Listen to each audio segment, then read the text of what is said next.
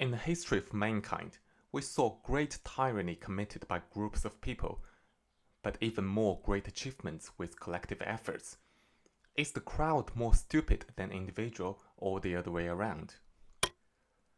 During the Second World War, towards the end of the Pacific Campaign, Empire of Japan mobilized a special army called kamikaze, or Divine Wind, to attack the US warships.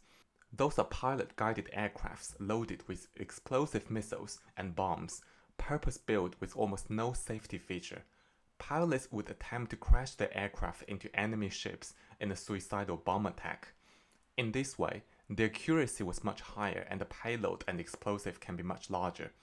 About 3,800 kamikaze pilots died during the war, and more than 7,000 Navy personnel were killed by this attack.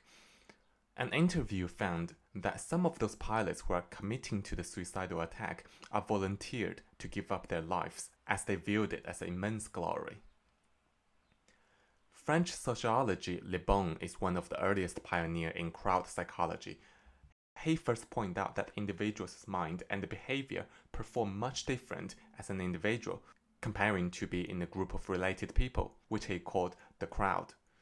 As a group of people gather together to form a crowd, there's a magnetic influence given out by the crowd that transmutes every individual's behavior until it becomes governed by the group mind.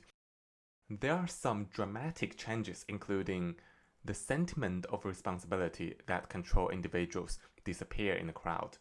The individual readily sacrifice their personal interest to the collective interest of the crowd, which then causes a suggestive contagion that may be quite contrary to what of an individual's.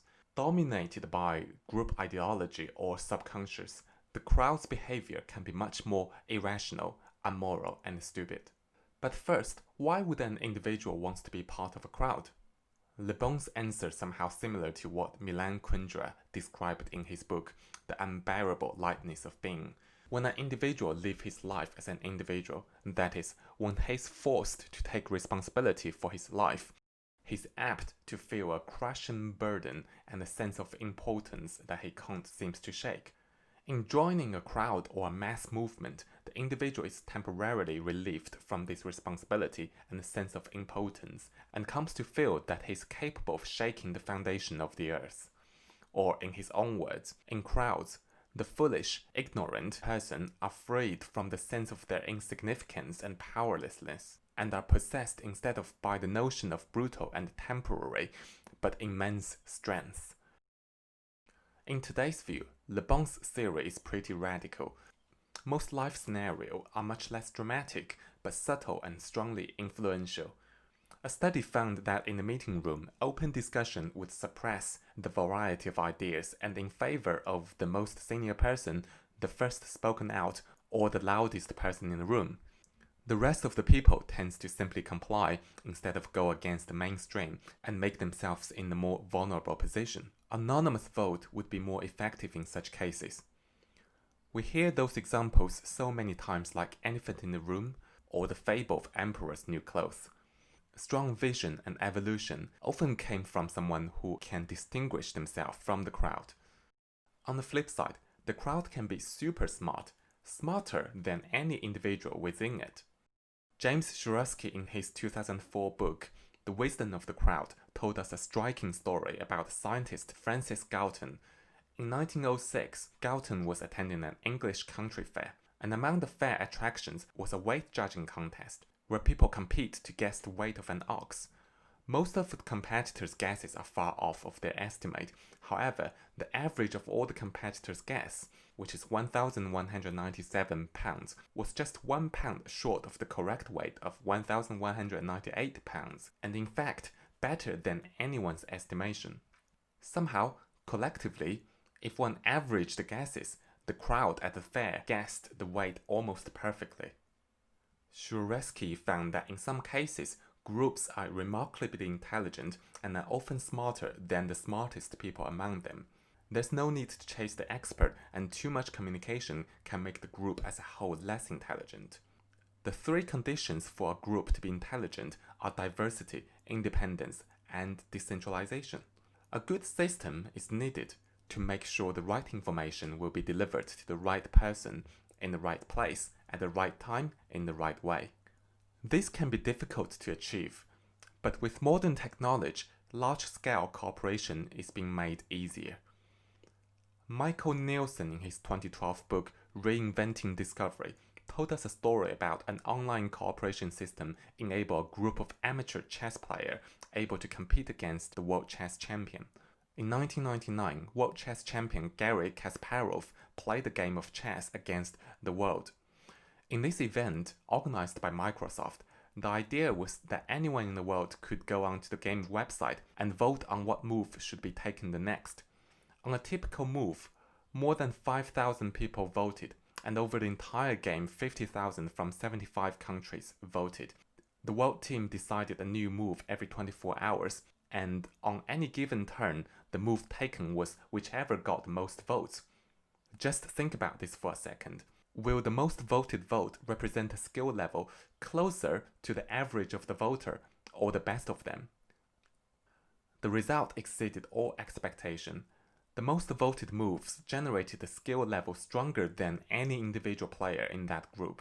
It was a very close match after 62 moves of innovative chess, in which the balance of the game changed several times. The world team finally resigned.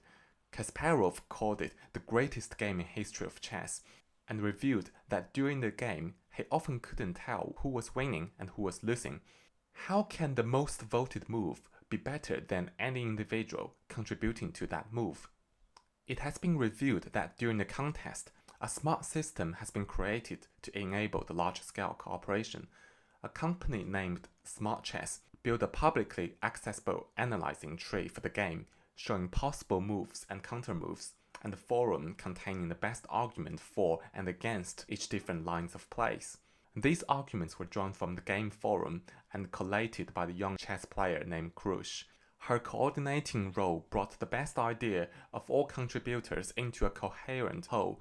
This analysis tree helped the world team coordinate their effort, preventing duplication of effort, and serve as a reference point for the world team during the discussion and voting.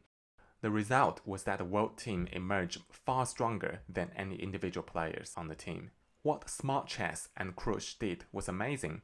By designing the system, they turned thousands of individual minds into a collective mind that can think by itself.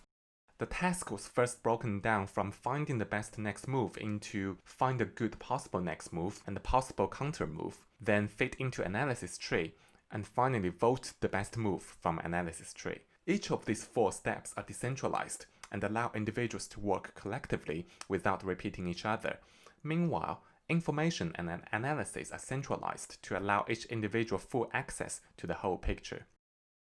There are a lot of large-scale cooperation has been made available by the latest technology and well-designed system.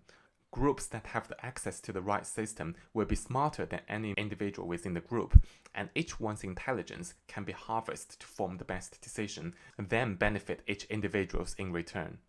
At the end of the day, it is the crowd who built the pyramid, Disneyland, and land human on the moon. It is also the crowd engaged world war and repeat financial crisis every decade. What we can learn is that the crowd is not simply more stupid or intelligent than an individual. They are very different. A good collaboration system is needed to create something better than any one of us and benefit each one of us. Please like or subscribe the video and for more content on the flip side.